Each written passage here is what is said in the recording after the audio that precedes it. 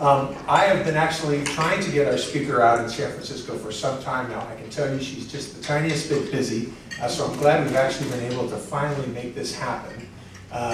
Marian Salzman and I started with Novelli within days of each other, and I remember thinking when I heard that she was joining the firm, what a great hire, what a terrific idea. We're all involved in one form or another in the communications business, and for someone with Marian's background to come in the role of Chief Marketing Officer for Novelli was a real coup, and I think was a real smart way of thinking, which is one of the things that Novelli always tries to bring to the table. So, and speaking of smart, we have a lot of smart people in this room today. All of you have crossed paths in this little village of ours from time to time. So if you see somebody you don't know, please go up and introduce yourself. I think you'll find we've got quite an excellent crowd here today. Before I just wanted to touch on a couple of logistical things before we get into the show. We are actually streaming video this live, and we will be recording it so you can have access to it once the presentation is over and in the coming weeks, and we'll send you all a notice on how you can have access to that. And then for those of you who are interested in Twittering, Marian gave a very well-received presentation in Seattle yesterday. The dialogue and the conversation is already underway. The hashtag is on the podium right in front of me. And so feel free to join in the discussion right now if you'd like.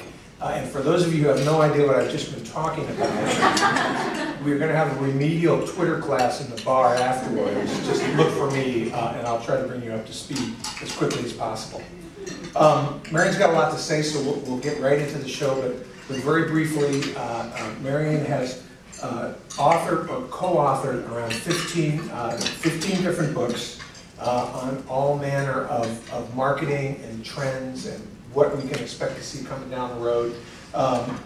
One of my favorites, The Future of Men. I'm glad to say, my favorite book, I'm glad to say, The Future of Men is very bright. Marian also helped popularize the term metrosexual, which is your stylish, sensitive guy, so that rare find out there. So really, with no further ado, it's my great pleasure. Please join me in welcoming to the podium Marian Salzman.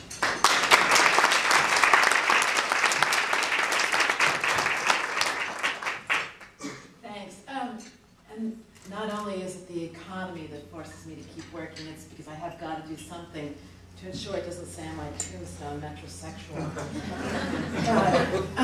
I did not create the word. I found it, and what an extraordinary word it's been. Unfortunately, it's also a word, like a lot of other words, that goes the way of fads.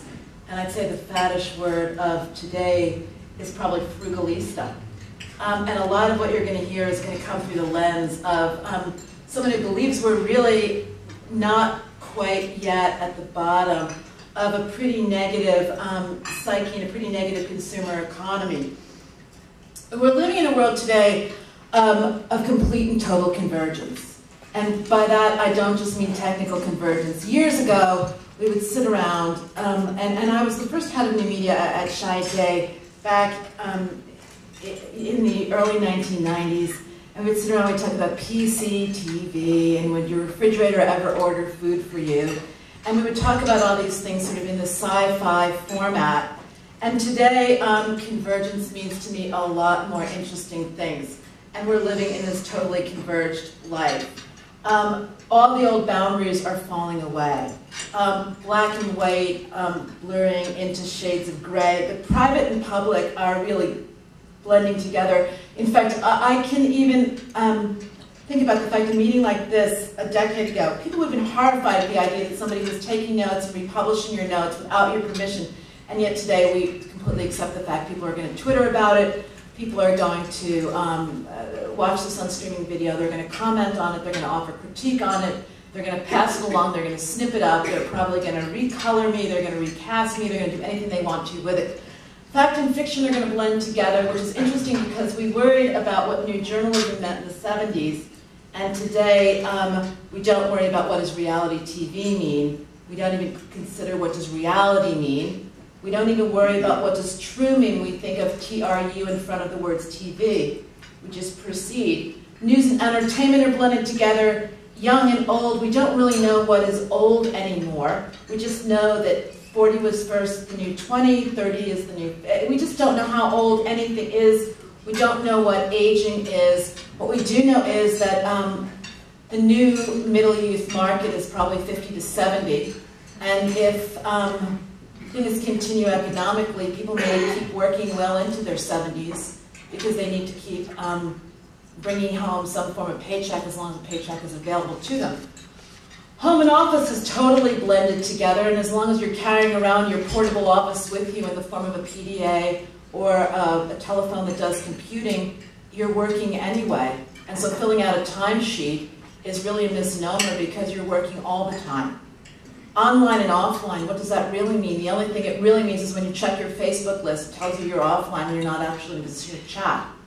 But then it's probably okay because you probably have your PDA set so that you could be chatting through an online chatting mechanism. We're really in this place where we don't know who we are or what we are, so we really are converged. And by that I mean we don't really know where one thing ends and another thing begins. We don't really know what's a private moment in a private space. We don't really know what we need to keep as private information. We don't really care about private information any longer. And in the age of radical transparency, I think we actually resent things that other people keep private. We don't understand it. We think that they must have something that's shameful behind there. So private is simply what you keep within your heart. We're also at a point now where suddenly local is the new global. A real turnoff is things that are overly global. It's not to say we don't want to go to Bollywood movies, we do. It's not to say we're not interested in ethnic cuisine, we absolutely are. If a new Ethiopian restaurant were to open up, we'd be very, very interested. But I dare you to serve Ecuadorian melon this evening at a dinner you hold in your home with your neighbors and not have them roll their noses because you're very, very ungreen. And the localivores and the crowd be very, very put off if you brought wines from Chile or wines from New Zealand. Today we're going to define our new neighborhood, or the most desirable neighborhood. This is exactly how far you'd let your 11 or 12-year-old go on 2 wheels. How far would you let them take their bicycle or their skateboard? And you'd feel good and safe. You're perfectly okay if they're going to do video gaming, or they're going to be electronic chatting or video chatting with somebody any place on the planet, but you're only going to let them go a certain geographic distance on those 2 wheels. And that's about how far away you want to be engaged in terms of your near, in, and deep community. We want to basically have these local roots because the world is completely out of control, and we only feel like we can control what we actually can see. We also feel like it's pretty much the only place we can afford to be. And even if we can afford to be someplace else, because remember, despite all the conversation about how bad the economy is, unemployment still is anywhere from 8% to 12%, depending on whose numbers you really want to believe. Most of us still have jobs. We feel that it's very pretentious to appear to be well employed right now. You don't want to be seen with shopping bags. You don't want to be seen carrying a prestigious, high design, high concept bag into your home. What's the matter with you? Don't you realize the rest of the world is suffering? There's a real anti-bling thing. There's a real anti-luxury thing that isn't going to go away. I don't believe that the luxury shopping market and the buying imported goods market is going to come back for a long time to come. People really understand that all of a sudden part of being local is if I don't need it, I don't want it. And a part of being local also is if it wasn't made right here, it isn't necessarily something that I need to have in this house right now.